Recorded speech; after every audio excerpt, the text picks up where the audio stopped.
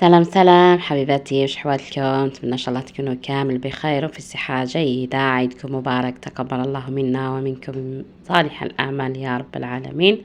وصفتنا اليوم راح تكون خبز الدار القنبلة بالسميد فقط، بدون عجن بدون دلك، واللي دار حالة في قناتي المحذوفة أم عبد الرحمن الجيجلية، واللي ملايين الأخوات شاهدوا الوصفة وجربوها واعتمدوها. فيديو معمر حبيباتي بليزاستيس من لاستيس تاع الخلطة السحرية اللي تخلي الخبز يجي خفيف وبنت وبنة البنات، ويجي تقول معجون باليد. حتى التدبيرات تاع الفرن كيفاش تريقلوه ويطيب لكم خير من فرن السعادة، صدقوني حبيباتي. وبلا ما نطول عليكم نروح مباشرة نشوفوا المقادير وطريقة التحضير. كما راكم تشوفوا هنايا السميدة اللي استعملت الرطب، يعني غربلته وهزيت الرطب. قبل حبيباتي ما تنساونيش فضلا لايك وبارطاج وتعليق مشجع، ونكملوا مع بعضنا. كما راكم تشوفوا عندي هنايا 3 كيلات تاع السميد الرطب. هذا الكاس بالسوائل 220 مليلتر. نحط عليه مغرف كبيره تاع الحليب غبره، ومغرف كبيره ما تكونش معمره بزاف تاع خميره الخبز كما راكم تشوفوا. ونزيد نضيف عليها شويه تاع السكر، حوالي مغرف صغيره تاع القهوه تاع السكر هكذا، باش الخميره تاعنا تتفاعل مليح وتعطينا نتيجه ما شاء الله. وزدت هنايا للعجينه تاعي شويه تاع السينوج اختياريه، تقدروا تضيفوها تقدروا تستغناو عليها. وحطيت حوالي مغرف تاع الديسير تاع ملح. نخلط هنايا المواد الجافه مع بعضهم، ونجيب الكميه تاع السوائل اللي هي 2 كيسان تاع الماء دافي بنفس الكاس اللي كينا به السميد كما راكم تشوفوا. ونحاول نلم الكميه هذيك تاع السميد تاعي مع الخميره والحليب والسكر والملح كامل والزرارة بهذه الطريقه. ندخل مليح السميد تاعي في بعضه، ونخلي العجينه على جنب، نغطيها بكيس بلاستيكي ومن بعد قطعه قماش، ونخليها لمده ربع ساعه حتى تتفاعل لي هذيك الخميره. وكما راكم تشوفوا حبيباتي من بعد ما عدات ربع ساعه، شوفوا يعني الخميره تاعنا كيش تفاعلت وكيفاش اختمرت. هذا هو القوام تاعها كما راكم تلاحظوا. هنا راح نزيد نضيف عليها نص كاس تاع الزيت النباتي. الكاس ما تحطوش ضربه واحده كامل تاع الزيت، حطوه على 3 دفعات. تدخلوا الكميه الاولى غير تدخل لكم مليح وتحسوا بلي العجينه تاعكم نشفت منه، وزيدوا ضيفوا الكميه الثانيه وروحوا هكذا. وهنا حبيباتي السر تاع نجاح هذا الخبز هو هذه الطريقه اللي راني نقطع بها في الخبز كما راكم تشوفوا. يعني انا ما رانيش ندخل غير في الزيت فقط، انا راني نقطع بصباعيه كما راكم تلاحظوا. وانا ندخل في الزيت راني نقطع. وهنا من بعد ما دخلت هذيك الكميه كامل نجيو للخلطه السحريه اللي تعطي خفه على خفه للخبز تاعنا، ويجي بزاف بزاف متقب وبزاف بزاف مهوي وما شاء الله. عندي هنايا كاس تاع التاي تاع الحليب، حطيت معاه مغرف كبيره تاع عصير الليمون ومغرف صغيره تاع القهوه تاع البيكربونات، ونخلط مليح. شوفوا يعني هذاك التفاعل راح يصرى من بعد في الخميره ويعطيها خفه وهشاشه ما شاء الله.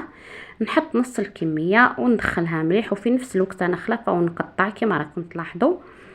يعني السر تاع نجاح هذا الخبز هو طريقه التقطاع ديالو. شوفوا حبيباتي انا ندخل في الكميه تاع الحليب تاعي وانا نقطع في العجينه بهذه الطريقه. ما تخافوش هنايا بالنسبه لهاد العجينه الا كان شفتوها جاتكم بزاف مطلوقه اكثر على ديالي، تقدروا تضيفوا لها شويه تاع سميد ولا شويه تاع الفرينه عادي، يعني ما راحش تضر.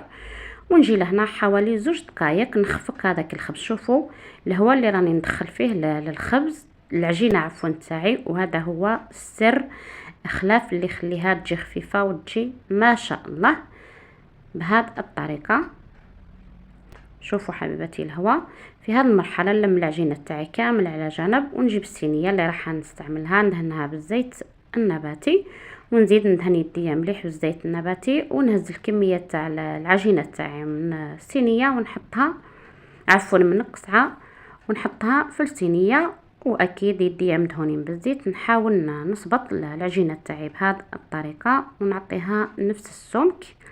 هنا من الافضل تخليوها تريح حوالي 10 دقائق باش تعطيكم الطعم في الخدمه. يعني انا كنت مزروبه ما سنيتهاش كامل، مباشره صبتها. ونجيب هنايا صفار تاع حبه بيض، ضفت عليه شويه تاع الزيت النباتي وشويه تاع الليمون، خلطهم مليح المكونات تاعي مع بعضهم. وندهن الخبزه تاعي بهذه الطريقه. هنا حبيباتي تقدروا تدهنوا المره الاولى تخليوها حوالي 5 دقائق وتزيدوا تدهنوا المره الثانيه. مي للامانه انا دهنت مره واحده برك، ونتمنى ان شاء الله تتبعوا لا فيديو حتى الاخر باش تتعرفوا على السر اللي خلى الكسره تاعي تجي حميمره من فوق كامل كيف كيف، خاصه يعني الناس اللي ما عندهمش الفور تاعهم يطيب مليح. رشيتها هنا بشويه تاع السينوج وخليتها حتى تختمر وتضاعف الكميه ديالها. وكما راكم تلاحظوا هنايا انا الفور تاعي حطيت في القاعده ديالو طاجين تاع الطين. هذه هي لاستيس حبيباتي الاخوات اللي الفور تاعهم ما يطيب لهمش مليح، يعني ديوها من عندي مضمونه ومجربه مليون بالمية.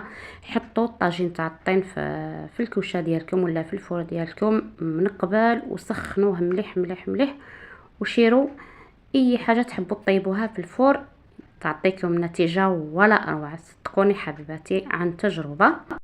وهذا هو خبز الدار ديالي من بعد ما حطيته في الفور، يعني ما شعلته من فوق ما والو، شعلت غير من تحت وهذاك الطاجين محطوط. وهذه هي النتيجه اللي تحصلت عليها. شوفوا كيفاش جا حميمر ما شاء الله، الارتفاع ديالو خلاف جا ولا اروع، وفي الخفه جا خفيف خفيف بزاف بزاف يا البنات، وجا متكب وجا بنتو بنه وريحته راهي معبقه الدار كامل. وهنايا راح نقص معكم باش تشوفوه كيفاش جا الداخل. شوفوا حبيباتي خبز الدار تاعنا بدون دلك بدون عجن بدون اي مجهود، جا متقب وخفيف وبنين بزاف بزاف بزاف. نتمنى حبيباتي تجربوه، ونتمنى الوصفه هذه تنال الاعجاب ديالكم، تقدروا تحتفظوا بها. يعني رمضان راهو على الابواب، ربي يلحقنا ليه ان شاء الله سالمين غانمين ويقدرنا عليه، وتعتمدوها في هذا رمضان ان شاء الله، خاصه الاخوات العاملات ولا اللي راهم يربيو المزروبات.